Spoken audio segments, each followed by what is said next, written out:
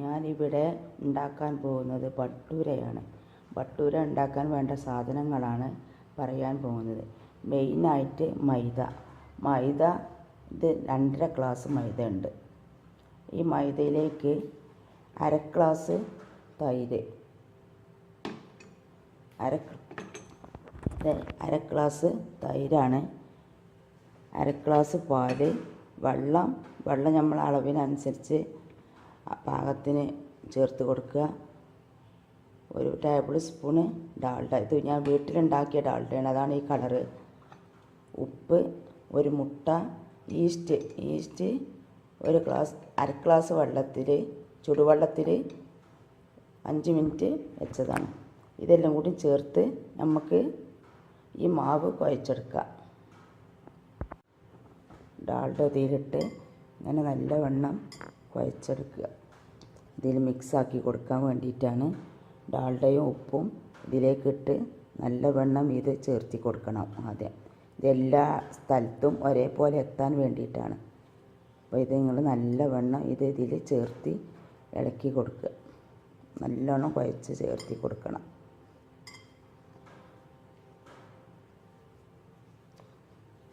ഇത് കട്ട നല്ല ഉടച്ചതിന് ശേഷം മാത്രമേ മുട്ട ഇതിലേക്ക് ഇതുപോലെ ചേർത്ത് കൊടുക്കാനുള്ളതാണ്.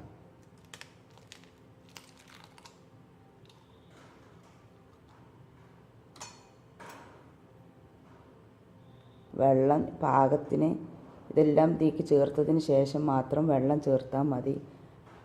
ലാസ്റ്റാണ് വെള്ളം ചേർക്കുക. ഇത് ഈസ്റ്റ്,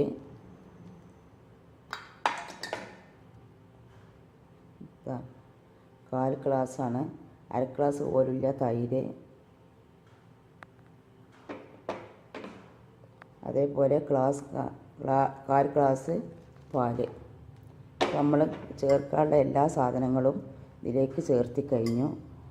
വേണമെങ്കിൽ 1 ടീസ്പൂൺ പഞ്ചസാര ചേർക്കാം. ഇതിലേക്ക് ഞാൻ ചേർത്തിട്ടില്ല, ചേർക്കാൻ കുഴപ്പമില്ല.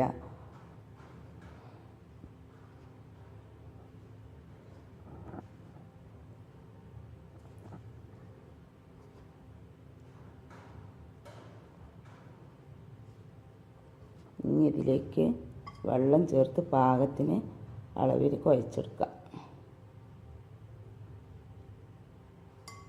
നമ്മളെ ഇൻഗ്രീഡിയൻസ് എല്ലാം ഇതിലേക്ക് ചേർത്ത് കഴിഞ്ഞിട്ടുണ്ട്.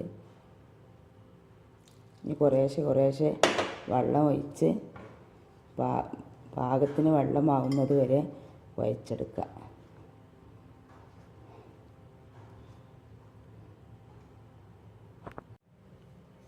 അപ്പം നമ്മുടെ മാവ് കുഴച്ച് റെഡി ആയിട്ടുണ്ട്. പൊറാട്ടക്കൊക്കെ കുഴക്കണ മാതിരി ഉള്ള അളവാണ് മാവിന് വേണ്ടത്. ഈ അളവിലാണ് നമ്മൾ കുഴച്ച് വെക്കേണ്ടത്. ഇനി ഇതിൻ്റെ മേലെ 1 സ്പൂൺ ഏതെങ്കിലും ഒരു എണ്ണ തടവി കൊടുക്കുക. ഇത് സൺഫ്ലവർ ഓയിലാണ് ഇപ്പോൾ ഞാൻ ഒഴിച്ചിട്ടുള്ളത്. വെളിച്ചെണ്ണ ആയാലും ഏതായാലും കുറച്ചിത് കവർ ചെയ്ത് വെക്കാൻ വേണ്ടിയിട്ട് ഒഴിച്ച് കൊടുത്താൽ മതി.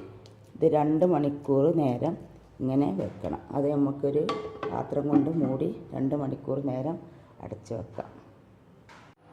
നമ്മളിത് 2 മണിക്കൂർ മുന്നേ കുഴച്ച് വെച്ചതാണ്. ഇത് നമ്മൾ തുറന്ന് നോക്കാം. നല്ലവണ്ണം പൊന്തി വന്നിട്ടുണ്ട്. ഇനി നമുക്കിതൊന്ന് ജസ്റ്റ് മിക്സ് ചെയ്ത് ചെറിയ ഉരുളകളാക്കി മാറ്റാം.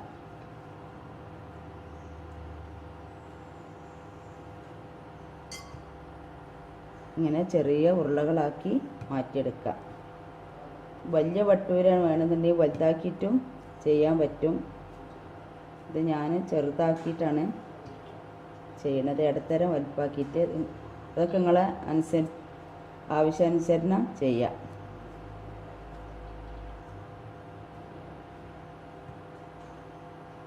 അപ്പോൾ ഒരു അടുപ്പിലേക്ക് ഒരു ചട്ടി വെച്ചിട്ട് അതിൽ നമുക്ക് എണ്ണ ഒഴിച്ച് കൊടുക്കാം. അതൊന്ന് ചൂടായി വരട്ടെ. നമ്മൾ എല്ലാ ഭട്ടൂരയും ഇവിടെ റെഡിയായി കഴിഞ്ഞു. ഒറ്റ പൊള്ളനായിട്ടാണ് അതൊക്കെ കിട്ടുന്നത്. ഇതിൻ്റെ ഉള്ളിൽ പോലും ഒന്നും ഉണ്ടാവില്ല, അത്രക്കും നല്ല സോഫ്റ്റായിരിക്കും. ഇനി നമുക്ക് ഇതിലേക്ക് വേണ്ട കൂട്ട് കൂടി തയ്യാറാക്കാം. എരിവുള്ള കൂട്ടുകയാണെങ്കിൽ അതും എടുക്കുക. ഞാനിപ്പോൾ ഇവിടെ കട്ടിക്കുള്ള തേങ്ങാപ്പാലാണ് യൂസ് ചെയ്യാൻ പോകുന്നത്. അതിലേക്ക് തേങ്ങാപ്പാൽ യൂസ് ചെയ്യുമ്പോൾ മധുരം കൂടുതൽ ചേർക്കണം. എല്ലാവരും ഇത് ഉണ്ടാക്കി നോക്കണം. നല്ല സോഫ്റ്റായിട്ടുണ്ട്. എണ്ണ അധികം കുടിക്കാതെയാണിത് ഉണ്ടാക്കിയിട്ടുള്ളത്. പാകം ചൂടിലാണ് നമ്മളിത് ഉണ്ടാക്കേണ്ടത്. ചൂട് കൂടിയാൽ ഉള്ളു വേകാതെ കളറ് മാറിപ്പോകും.